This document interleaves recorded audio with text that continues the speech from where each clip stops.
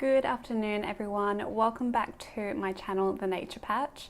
My name is Robin and thank you so much for joining in on another video. This is going to be my April what to sow and what to grow video as part of my subtropical grow guide. So each month I'm telling you what things that you can grow around the subtropical areas. I am located in the Brisbane region, but the subtropics have quite a large range. So all you need to do is just do a quick Google on where your location is to understand what kind of zone you're in and what kind of climate as well. So thankfully for the subtropics, winter is one of our main growing seasons. It's when we can start to grow all of the things like lettuce and spinach and broccoli and beetroot and all of the root vegetables. I know that there's a lot of new gardeners out there at the moment, so hopefully this will give you some information on what you can grow in a subtropical climate. So the month of April, much like March, is really exciting because we can actually start to grow so much stuff, and it can be a little bit overwhelming with how much you can grow. So first of all, I really want to recommend for those new gardeners out there to just really grow what you enjoy eating.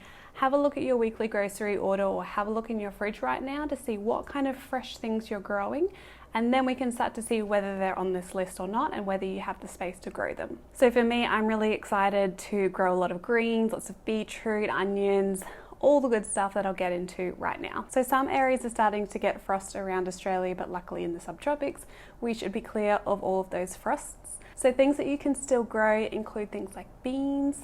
I planted a few bush beans the other day and they've just started popping up, which I'm super excited to see. Climbing beans like pole beans, noodle beans, also things like cucumbers and tomatoes you can still get in at the moment. I know I've just planted some new tomato seedlings and they're doing absolutely brilliantly. The only thing you want to worry about with more of these summer style plants is that they need 6 hours of sun minimum a day. So make sure you're not just choosing a really shady spot, or as winter comes along it starts to get more shady, because these plants need that sun throughout this cooler time, so you want to make sure that they receive that. It's also the perfect time to start growing herbs. Some of my favorites that I'll be growing and that grow all year round here, but now is a good time for some of the seeds to start germinating because some seeds won't germinate when it's really hot outside. So these include things like parsley, coriander. Now is a great time to get in spring onions as well as basil and some other herbs that I'll be planting, things like chervil. Absolutely beautiful plant and such a gorgeous herb. Now is also the perfect time to get your brassicas in. So whether you're starting them from seed like I am, the other day I just sowed some purple sprouting broccoli and some other broccoli that I have no idea how to pronounce, but now is the time to definitely get them in because they need a bit more of a longer growing season. To be honest, I don't know if I'll be able to keep growing broccoli, whether it'll get too hot too soon for them, but I'm gonna give it a go, and if it does then I'll just eat the leaves because basically the whole plant is edible. You do just want to make sure with broccoli and all of your brassicas that you're looking out for the cabbage white butterfly, which will start to lay its eggs on brassicas. Absolutely loves laying them on the underside of the leaves, and then the little caterpillars will come out and totally decimate your crop. So you don't want that to happen. You can apply some neem oil spray. That's what I've just done to some of mine because they were getting a little bit eaten. You just want to keep an eye of some of the pests around because the weather's still warm enough for those. So other brassicas you can plant are things like cabbage, pak choi. I'm planting some collards this year, as well as different types of kale. My favorite kale to grow in this area that I find you can technically grow it all year round if you put it in the shade in summer is the blue dwarfed kale. It is such a nice little compact kale, and in winter the leaves are actually a little bit sweeter, so they're not too bitter like some of the kales, and I put this in so many different dishes like smoothies, stir fries, pasta. Try to hide it in everything. And pak choi is one of my other favorites. I absolutely love growing pak choi in a subtropical climate. Another thing you can plant now is all of your root vegetables, and carrots are one of these. Carrots can be a little bit fidgety to germinate, and because it is still a bit dry in the air at the moment and quite warm, the seeds might have trouble germinating. To fix that, when you sow your carrot seeds in the ground, you can put a thin wooden board over them after you've watered them in, and that'll just help to retain moisture below that board to let those carrot seeds germinate. I'm also planting a bunch of radishes. I absolutely love radishes, so I'm planting some hailstone radishes, some watermelon radishes, which look really funky, as well as some red sparkler radishes. all of those you're going to get a really fast growing crop. So now's the time to start that, and I would recommend successive sowing of that, so you don't just sow one row and then get a bunch of radishes and not know what to do with them, and then want more but you don't have any. So definitely successive sowing of radishes is a really good idea. Every few weeks you can just pop another row of seeds in and you should have abundance of radishes. I'm also planting some turnips. I just planted some of these the other day. These are the Milan purple top turnips. I've never successfully grown these, but I'm going to give them another shot this year. So I'll let you know how I go on that. And I also sowed some beetroot. Beetroot is probably one of my favorite things to grow because you can eat the beetroot, obviously. You can also eat the leaves, which are absolutely delicious and really high in nutrients. So I planted the Detroit Red Globe beetroot the other day. I also planted some golden beetroot, which are going to be really pretty to come up because I'm going to have that contrast between the pink and the yellow, which I am really excited for. And I'm also planting some carrots. I'm planting the variety, I think it's called All Seasons carrot, and I find that one does best in this area. I've tried some of the other ones, like some of the funky purple ones and the pinky red ones, but I still find the All Seasons carrot works the best for subtropical climates. Now is also thankfully the perfect time to start your greens. You can raise them as seedlings or you can just plant them straight in the ground. So I'm planting a bunch of different lettuce. I've planted some just random loose leaf lettuce. I'm also trialing some different coloured lettuce this year. So I'm planting this one here, which is an heirloom cos style lettuce with bronze foliage, which should be really fun. I'm also planting other greens like corn salad, this one here. And this is a fast growing crop. Also things like rocket, mizuna, endive are some other ideas of what you can grow.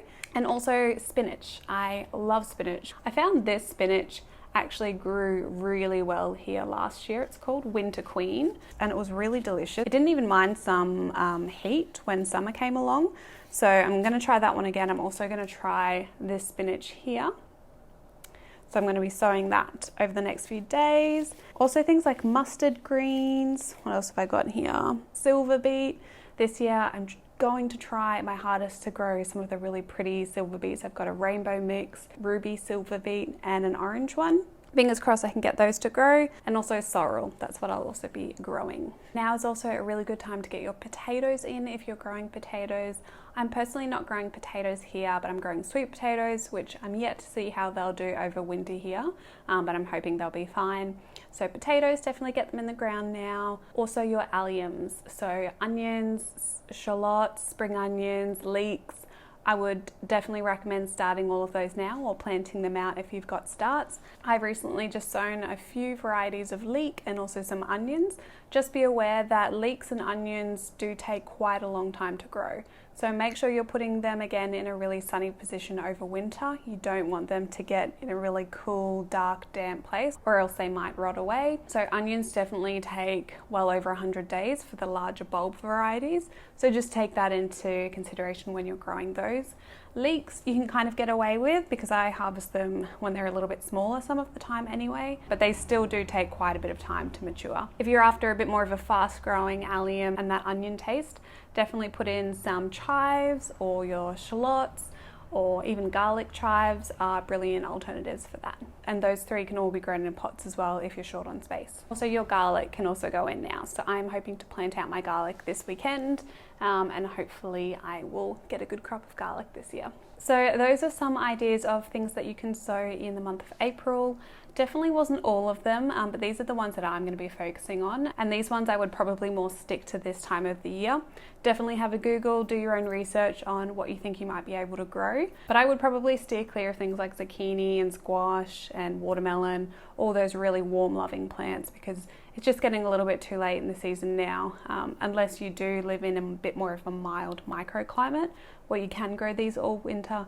That is perfect. Unfortunately, I can't in my little zone, but hopefully this has given you a bit of an idea of what you can grow. I'm more than happy to answer any questions that you've got down below in the comments about what to grow, how to grow it, where to grow it, if you can grow it in pots or not. No question is a silly question in my opinion, so let me know any questions down below. I also forgot to mention, but flowers are definitely a necessity when growing things like greens and your brassicas and other things like that, because they keep beneficial bugs in and non-beneficial bugs out. So make sure you're incorporating flowers into your greens and veggie gardens.